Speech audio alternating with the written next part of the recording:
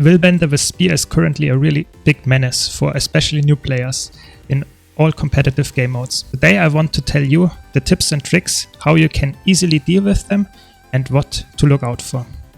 I'm Summer, and without much further ado, let's jump right in. So I will start by saying that this is a really burst reliant build. So if you face a Willbender or even multiple Willbenders, you have to know that it is quite squishy. So if you can apply counter pressure, which is my first tip, apply counter pressure, then the Willbender can't deal that much damage to you because they are also focused on their surviving. So if you can counter pressure them while they engage on you, oftentimes they can't deal as much damage as they would normally have done. So it's, let's say, a really important balance to find how much defensive tools you want to use and how much offensive tools you want to use. So oftentimes it's even more beneficial to counter pressure the Willbender than to use your healing skill, than to use your all defensive cooldowns. And this, let's say, the second part of this tip is to know how to and when to use your defensive cooldowns, when to go into offense. Because the Willbender, like I said, is a really burst reliant class. What does that mean? It has its windows where it deals a lot of damage, and then there's a downtime. So there is a phase where it doesn't deal that much damage. And the important part is, this phase is most of the time also, the phase where it does a lot of damage, is also the phase where the Willbender has quite a lot of damage reduction and boons on it. This is because the Willbender has this crashing turret skill, and a lot of times this is used to engage, especially in conjunction with Judge's intervention.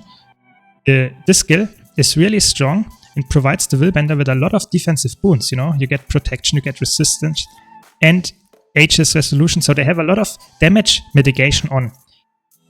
This is really important. So know their burst windows, and also when they use this skill, you see it. It's really easily to see that they use this skill.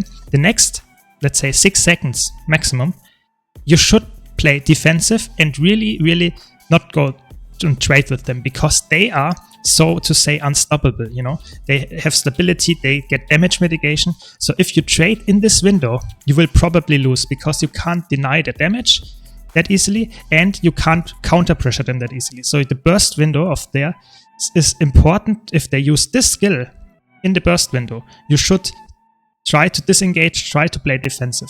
But as soon as this skill is down, that does not mean that they always have to use it as in the burst window, but as soon as this skill is not used, then you can counter pressure them easily. They don't have any protection anymore. They have really low uptime of defensive boons, and therefore you can counter pressure them really easily. So that's the first tip. Know their burst windows and counter pressure them depending on the current window that they are in. Before I continue, I would like to tell you that only a small percentage of you are subscribed. So if you enjoy this video and want to help me and my channel, please subscribe. I would really appreciate it. Now back to the video. The next tip, it's a little bit more general, is weakness. Weakness is really strong, especially in World vs. World, but in competitive modes in general, weakness is really strong. The thing is, if you can apply weakness consistently, or if the Willbender can't cleanse the weakness it gets applied, the damage is not only halved, but it's even less than half. So a Willbender will lose a lot of the damage that it normally would do if you can apply weakness in the burst window, or if you can apply weakness constantly. Good builds for that are, of course, Necromancers. They do a lot of weakness, but a lot of other classes have nowadays a lot of weakness application as well. So be aware that if you can apply weakness constantly or in the important moments, you can deny a lot of the damage of a Willbender. And also weakness also provides a lot of defensive tools for you, because the enemy, offensive tools rather, because the enemy can't dodge that often. You know, so you can't deny a lot of damage, and therefore the weakness is also an offensive tool. Next point I want to make is, if you have a build that is able to give itself protection, it's a really big benefit. If a Willbender engages on you, and if you would face tank all the attacks and you have protection, you only get 66% of the damage that you would normally do, because a Willbender normally doesn't have any boon removals. Therefore, the protection gets full value. So if you can not deny the damage of the Willbender, you can at least mitigate some of the damage by having protection in the burst window. Think about that. If you at the same time apply weakness to them, the damage is gutted so much that they only have around 25% damage left to do on you or something, or 30%. It's insane. So always combine all the tips that I already told you. Because of course then you will succeed in winning the 1-on-1 or whatever you face currently, the Willbender. The next tip I want to mention is that Willbender has a lot of skills that deal damage, but only some of them are really important to dodge. For example, if you can dodge the Sword 5 skill, you have a huge advantage, because if you get hit by this skill, you will not only get slowed, which is a really nasty condition, but you will also get immobilized. And this immobilize 2 seconds in PvP, and a lot of time this will be enough to die in the 2 seconds, because Willbender does so much burst damage. So if you can dodge or deny this skill to land, you are really likely to have a much better time and probably also win the 1-on-1. That's what you have to think about. This is, for example, a really good skill to dodge. It has a rather good animation, and it's good to see. It's a teleport, and after that it's a dash. So all the skills can be combined with Judge's Intervention, which is a 1200 range teleport. So often this skill is used with good skills, for example, the knockdown of the symbol here on spear.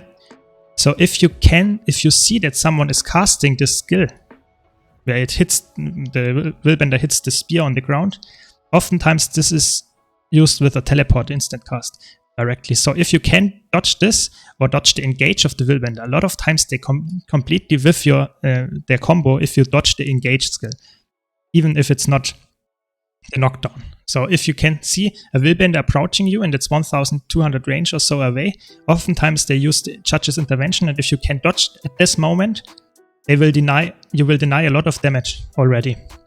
So think about this. And of course the biggest damage is if it's illuminated, the Solar Storm skill. Even after the nerf, it does a lot of AoE damage.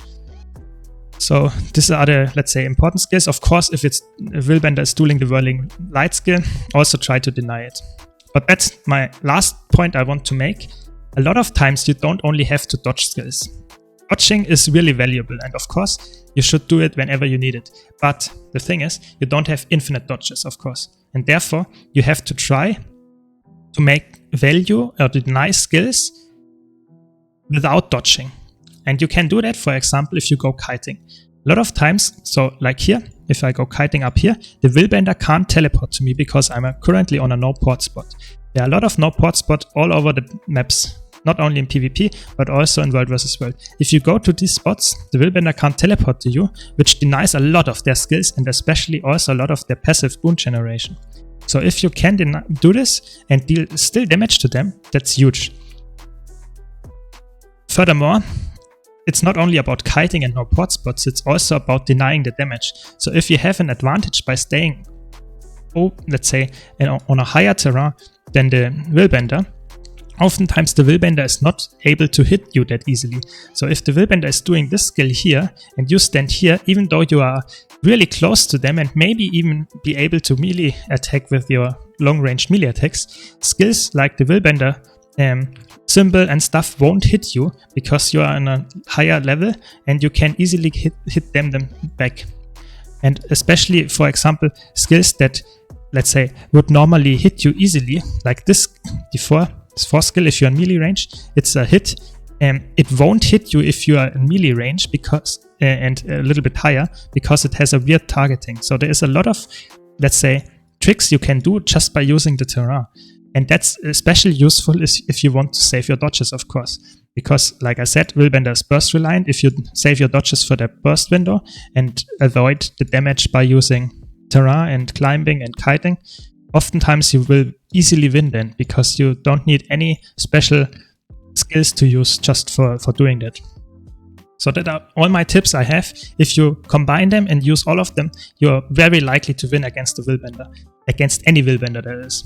So I hope you find this quick guide useful. If you did, be sure to leave a like. If you want to see more content like this, don't forget to subscribe. I would really appreciate it. And thanks a lot for watching. Hope to see you in the next video.